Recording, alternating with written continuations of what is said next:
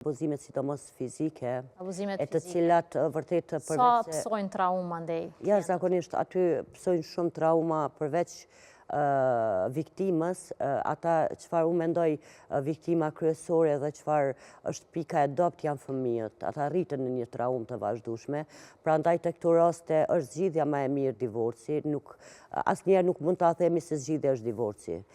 Gjithmonë duhet ketë tentativa për përmirësim të lidhjes, për një komunikim të mirëfill, por nëse martesa bëhet abuzive në aspektin psikologjik, po sidomos në atë fizik, aty do pësojnë shumë sidomos fëmijët. Prandaj ata në të ardhmen vërtet do të kemë probleme, mendoj edhe ka predispozit, kemë probleme të caktuara të shëndetit mendor, të vuaj nga stresi posttraumatik, por njëkohësisht ka tendencë që të nesërmen të kemë probleme edhe në lidhjet ose në martesat e tyre. Po, e cekët shumë mirë që divorci automatikisht mundet me ju ndiku fëmijëve.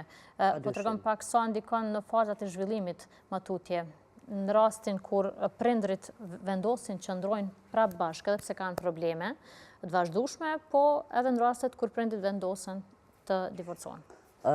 Fëmiu është modelon sjelljen e prindve.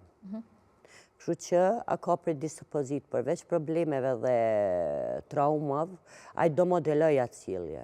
Prandaj në vazhdimsi ata fëmijë, edhe zakonisht individët të cilët kanë si janë prej rasteve ose janë agresiv, kanë probleme me ligjin ose probleme të ndryshme, zakonisht rrjedhin prej familje të cilat kanë pas konflikte çiftet ose prindrit mes veti. Prandaj, për arsye se ata nuk kanë një stabilitet emocional, nuk marrin atë sigurinë emocionale që i duhet një fëmije, edhe patjetër që nëse ka predispozit kënë probleme jashtëzakonisht madhore. Po a kanë qasje edhe fëmijët në ndihmë profesionale, do të thonë pas ndarjes së prindërve? Pa dyshim që duhet të kenë qasje, kanë qasje. Unë mendoj vërtet qasja tek profesionistë të shëndetit mendore shumë e kufizuar në përgjithësi në vendin tonë, duke marrë parasysh nevoja që neve kemi si popull dhe ato çfarë kemi kaluar, por mendoj si ka qasje dhe duhet të ketë, por ka një qasje e cila, them drejtën, nuk është e mjaftueshme për këto raste, sidomos për këta fëmijë si rritën në ambientet e dhunës, e që nëse ka shumë predispozit të jenë në dhata vetë dhunus. Patjetër. E thatë shumë saktë disa herë që fëmiu modelon sjelljet e prindërve. Po si e përjetojnë adoleshentët ndarjen e prindërve? Të ndalemi pak te kjo periudha e ndihshme e adoleshentëve.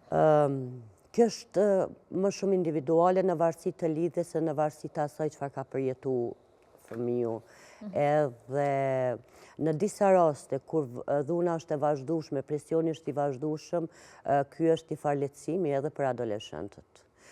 Prandaj, duhet të dim së pari se si ka funksionu ajo martesë, a ka qenë abuzim i vazhdueshëm ose presion i vazhdueshëm ndaj njëri tjetrit, por në disa raste kur kjo është e vazhdueshme dhe fëmiu është rrit në një presion, në një dhunë të vazhdueshme, është një farë lloji çlirimi edhe për këto mosha.